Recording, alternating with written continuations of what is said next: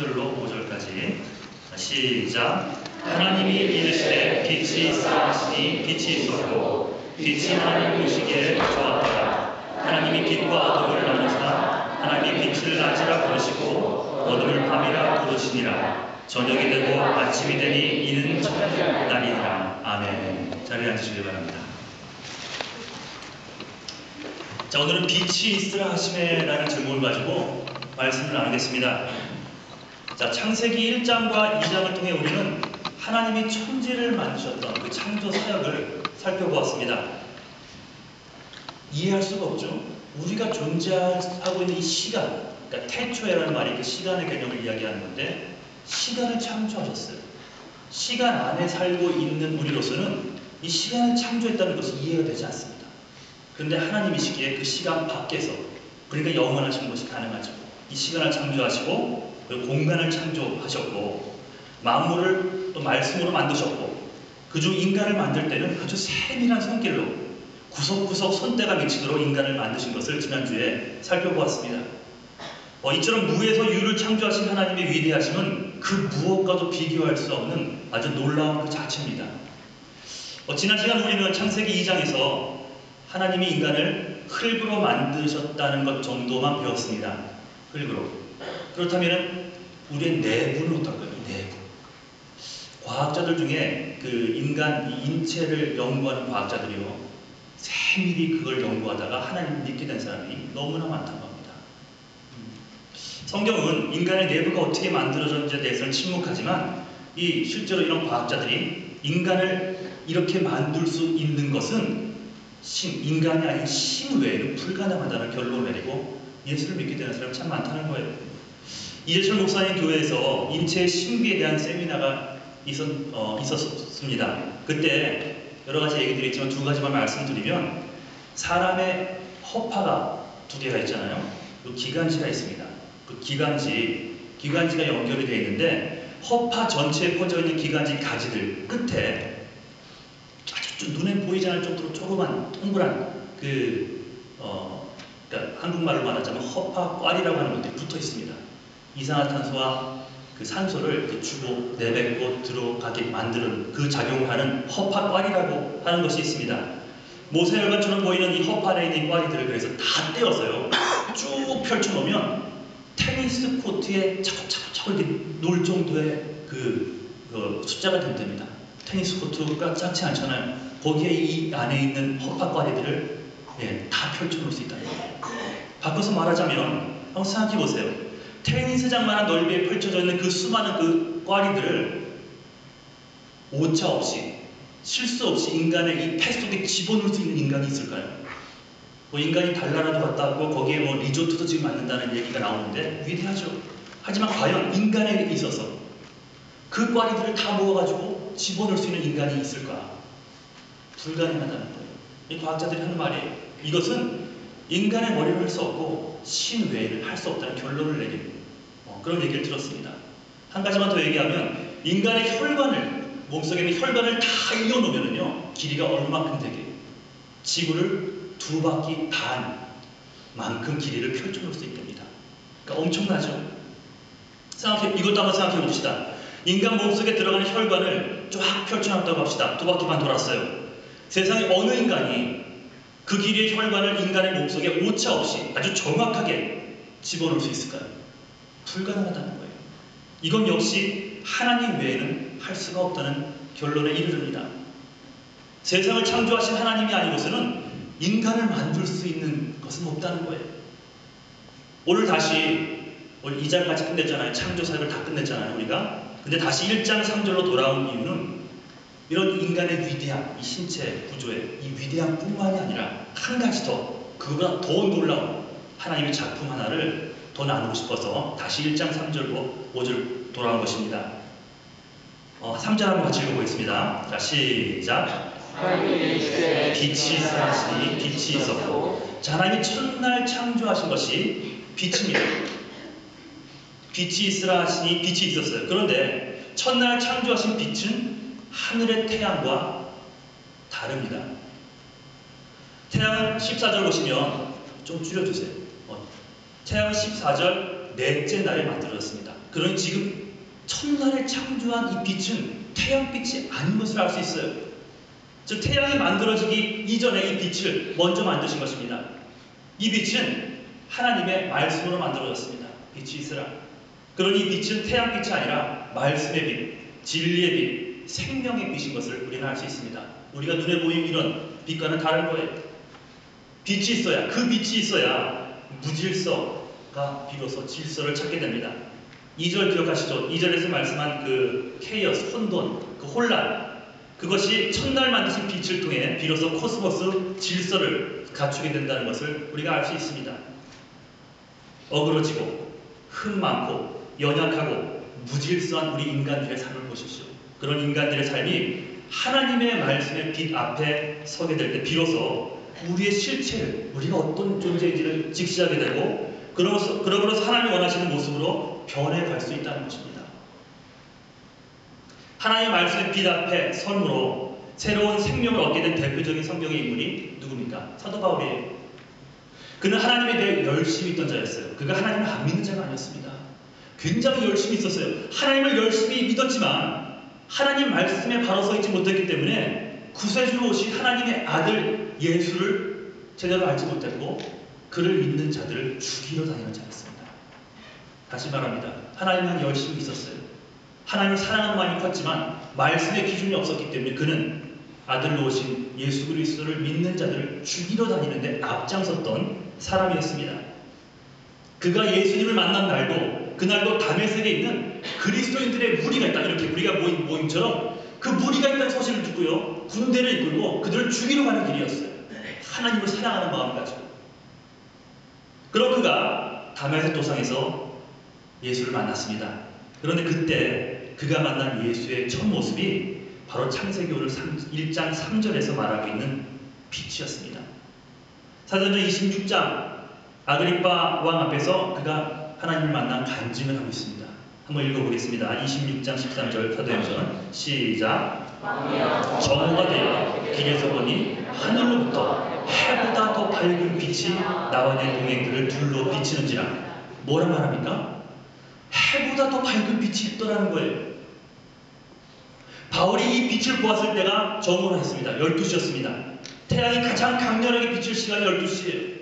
그런데 그 빛을 보니 오히려 태양이 어둡더라는 얘기를 하고 있는 거예요. 태양보다 더 밝은 빛이 사도 바울을 사로잡았습니다. 그 빛이 바로 창세기 1장 3절에서 하나님이 창조하신 빛이라는 거예요. 그 말씀의 빛을 만남으로 무질서 안에 있던 사울이 코스모스 질서를 이루며 사도 바울로 변해가는 장면을 우리가 볼 수 있습니다. 그래서 이 빛은 여러분 사도 바울에게만 필요한 것이 아닙니다. 인간이라면 누구나 이 빛이 필요한 거예요. 말씀의 빛, 진리의 빛, 생명의 빛. 말씀이 곧 진리요. 진리 안에 생명이 있기에 말씀, 진리, 생명은 뭐 따로따로 세 가지를 얘기하는 것이 아닙니다. 하나를 말하고 있어요. 즉 말씀이 곧 빛입니다. 말씀의 빛이라는 거예요. 자, 시편 119편 한번 볼까요? 105절 시작. 주의 말씀은 내 발의 등이요 내 길의 빛이니라. 왜 그렇죠, 여러분? 이 빛만이 태양빛이 아니에요. 이 빛만이 내가 가야 할 길, 인간이 가야 할 길과 가지 말아야 할 길을 밝히 비춰주기 때문입니다. 그 빛이 바로 우리를 진리로 이끌어주고 우리에게 생명을 허락하는 거예요. 그것이 바로 말씀이라는 것입니다. 자, 1장 4절 창세기 시작. 하나님이 보시기에 좋았더라. 하나님이 빛과 바울을 나타내사. 여기서 우리가 깨달을 수 있는 것은 우리는 하나님의 관점을 가지고 모든 삶을 바라볼 수 있어야 된다는 거예요. 많은 사람들이 하나님을 믿으면서도 자기 보기에 좋은 대로 살려 합니다. 자기 생각대로만 살려 합니다. 교회를 다녀도 말입니다. 심지어는 하나님의 일을 함에 있어서도 말씀의 기준이 아닌 자기 고집대로 하려는 마음이 있습니다. 한 가지 그냥 강조하고 싶은 것은 1대1 할 때도 처음에 나오지만 이 교회 안에 계시는 예수 그리스도를 바라봐야지 교회의 겉모습, 사람들의 모습을 바라보면 여러분 상처받을 수밖에 없습니다. 그러니 그 사람들의 모습 때문에 교회를 떠나거나 예수를 저버리는 어리석은 행동을 하지 말고 자꾸 예배가 있는 자리, 말씀의 자리에 더 나오십시오. 그리고 그런 사람들이 보이면 그런 사람들에서 기도해주고 오히려 여러분들은 말씀을 향해 더 달려나갈 수 있기를 주님의 반주를 축원합니다. 그러니까 말씀의 기준이 아닌 자기 고집대로만 살려야 하는 어리석은 교인들이 너무나 많다는 거예요. 하지만 내가 보기에 좋은 것들이 하나님 보시기에 좋은 것들과 늘 일치하지는 않다는 사실. 하지만 하나님이 보시기에 좋은 것은요, 늘 내게도 좋습니다. 하나님이 보기 좋다라고 했던 것은, 이 말씀에 나와 있는 모든 것들은 내가 좀 불편해지는 한이 있어도 왜 그 말씀대로 살려면, 하지만 그 말씀은 다 내게 좋다는 거예요. 그래서 어떤 일을 할 때 말씀이라는 기준이 반드시 필요한 것입니다. 큐티 훈련하는 것도 내 뜻이 아닌 하나님 뜻이 무엇일까를 찾아내기 위해서 하는 거예요. 그래서 매일 말씀을 묵상하고 내 삶의 기준을 세우는 것은 아무리 강조해도 지나치지 않는 겁니다. 감사한 것은 1:1 성경 공부, 성경 그 다음에 그룹 성경 공부가 끝났는데도 불구하고 막 큐티를 올리는 청년들이 생기더라고요. 네, 참 귀한 것 같아요. 그 청년들이 없어도 큐티 사이트가 이렇게 채워지지 않아 상관없겠지만, 그렇게 그것과 상관없이 매일 큐티하는 사람들이 생겨나는 것을 보니 목사인 나도 기쁜데, 여러분 하나님은 얼마나 기뻐하시겠습니까? 그 기준을 세워가는 청년들의 모습, 우리 어른들의 모습. 자, 여기 뒤에 보니까 하나님이 빛과 어둠을 나누사라는 말씀이 있습니다. 그러니 이 어둠도요, 하늘의 태양이 없음으로 인한 어둠이 아니라는 것을 여러분 짐작해야 됩니다. 첫날 말씀하신 빛이 임하지 않는 것을 어둠이라 하신 거예요. 그래서 5절 보십시오. 5절 시작. 하나님이 빛을 낮이라 부르시고 어둠을 밤이라 부르시니라. 저녁이 되고 아침이 되니 이는 첫째 날이니라. 하나님이 빛을 낮이라고 칭했고요, 첫날에 아직 태양빛이 없습니다. 근데 첫날에 빛을 낮이라 하시고 어둠을 밤이라고 칭했습니다. 만드신 빛이 임하는 곳을 낮이라 했고요, 빛이 임하지 않는, 그 생명이 임하지 않고 말씀이 임하지 않는 곳을 밤이라고 하신 겁니다. 여기서 깨닫는 것은 우리의 영적인 낮은 태양이 떠 있을 때를 말하는 것이 아니라는 사실입니다. 우리가 말씀의 빛, 진리의 빛, 생명의 빛 가운데 서 있지 않으면 대낮같이 밝은 태양 아래 서 있다 할지라도 실상 우리는 칠흑 같은 어둠 가운데 거하는 것입니다. 반대로 우리가 말씀의 빛 가운데 서 있는다면 태양이 없는 어둠 속에 있어도 실상 우리는 대낮을 사랑하는 자입니다. 그럼 여러분 보세요. 그냥 상황적으로 예수를 믿으면 죽는 나라가 아직도 있잖아요. 북한이나 중국은, 북한은 더 심하고, 중국도 그렇고 이슬람 땅에서도 예수를 믿으면 이렇게 테러를 당하고 그러잖아요. 그런 땅에서도 목숨과 대신 바꿀 수 있느냐는 그 말에 그렇다고 얘기하면 신앙을 지키는 사람들이 너무나 많다는 거예요. 그런 사람들은 우리가 환경적으로 볼 때는 어둠이야 생각할지 몰라도 그들이 믿는 하나님, 그 상황이야말로 비칠 수 있다는 거예요. 반대로 이렇게 자유롭게 하나님을 찬양하고 나오고 싶을 때마다 나와 새벽 예배, 수요예배 드릴 수 있는 우리들이야 할지라도 빛 같지만 실상 여러분 삶에 말씀이 하루도 없다면 미안합니다 이렇게 얘기해서 여러분은 어둠에 거하는 자들일 수 있다는 거예요. 왜냐하면 우리의 삶을 인도하는 빛, 그 빛은 저 태양빛이 아니라 바로 첫날 만드신 말씀의 빛이기 때문입니다. 자, 요한복음 12장 46절, 자 시작. 나는 빛으로 왔나니 그 나를 믿는 자로 어둠에 거하지 않게 하리라. 나는 빛으로 왔다고 말씀하시죠. 그 빛이 바로 예수님이에요. 그리고 말씀이 육신이 되어 이 땅에 오셨다고 요한복음 1장에 말하잖아요. 그러니 말씀, 빛, 예수님은 같은 분입니다. 말씀의 빛이에요. 오신 이유는 나를 믿는 자들로 하여금 어둠에 거하지 않게 하기 위해 오셨다고 분명히 말씀하십니다. 즉 반대로 말하자면 이 로고스 말씀이신 예수 안에 있지 않으면 일평생 어둠 속에 사는 사람이 되는 것이라는 사실입니다. 우리가 말씀의 빛을 붙들고 살아야 하는 이유가 바로 여기에 있는 거예요. 인생의 모든 무질서, 혼잡함, 복잡함 이런 것들을 능히 질서로 바꿔줄 것은 바로 말씀의 빛. 이러지도 저러지도 못하는 상황 속에서 내가 가야 할 길을 분명히 알려주는 말씀의 빛. 사도 바울이 대낮에 태양보다 더 밝은 하나님의 말씀을 빛으로 만남으로 진리와 생명을 살아왔듯 이제 우리에게 필요한 것도 여러분 말씀의 빛임을 깨닫게 됩니다. 자, 이사야 60장 19절 읽겠습니다. 시작. 다시는 낮에 해가 내 빛이 되지 아니하며 달에게 빛을 비추지 않을 것이요 오직 여호와가 내게 영원한 빛이 되며 내 하나님이 영원하게 되리니. 여러분 명심하십시오. 하나님만이 내 삶의 빛이 될 수 있는 것입니다. 기억하십시오. 하나님의 말씀만이 내가 가야 할 길의 등불이 되어 주십니다. 내 삶의 가장 큰 비극, 여러분 삶의 가장 큰 비극을 말하자면 내 삶 가운데 여러 가지 바쁘다는 이유, 여러 가지 이유로 말씀이 사라지는 순간인 겁니다. 그러니 오늘 하루 말씀이 없다면 그만큼 우리는 하나님과 멀어지는 겁니다. 공부로 바쁘죠? 또 게임으로 바쁘죠? 예, 게임 지운 사람들이 많아요. 그 롤이라는 거. 예, 그것도 많고. 그 다음 인터넷. 스마트폰이 생긴 뒤로 인터넷과 무관하게 살아가는 우리 청년들은 아무도 없는 것 같습니다. 뭐 게임이나 인터넷 등으로 시간의 여유가 사라지고 인간관계를 유지하는데 온 정성을 들이고 또 자녀가 있는 분들은 자식을 건세하느라 마음의 평안도 사라지는 등등 여러 가지 이유로 빛 대신 예수 그리스도 즉 말씀을 전혀 읽지도 묵상하지 않고 있다면 우리는 정말 어둠 속에 있는 자인지도 모르겠다는 사실이에요. 즉 언제 넘어질지도 모른다는 사실입니다. 아니 이미 넘어졌는데 어디를 다쳤는지도 모른 채 살아가는 그냥 인생이 될 수도 있다는 거예요. 그러면서도 모든 게 난 잘 되고 가고 있어 라고 고백하는 자들 어리석은 인생이 될 수 있다는 것입니다. 이젠 여러분 그 말씀, 그 빛 앞으로 나아가야 됩니다. 이미 예수를 믿는 여러분들에게 말합니다. 여러분들이 지금 붙잡아야 될 것은 또 노하우, 인맥이 아닙니다. 공부, 이것도 이게 한 2순위, 3순위 정도 가면 오를 겁니다. 하지만 1순위는 말씀입니다. 오늘을 살아갈 수 있게 할 힘과 능력은 그 생명은 말씀에서 나오는 거예요. 한 절을 묵상하더라도 여러분 묵상하기 시작하십시오. 자, 오늘 말씀을 정리하겠습니다. 창세기 1장과 2장을 통해 우리는 하나님이 온 우주 만물을 창조하신 그 이유가 바로 인간 때문, 여러분 때문임을 말씀드렸습니다. 여러분에게 주시고자 세상을 창조하셨어요. 그렇다면 첫날 만드신 빛 역시 인간을 위해 만든 것입니다. 그 빛이 바로 말씀이요. 그 말씀이 바로 육신이 오신 예수 그리스도임을 요한복음 1장이 얘기하고 있습니다. 자, 물어볼까요? 자, 형철아,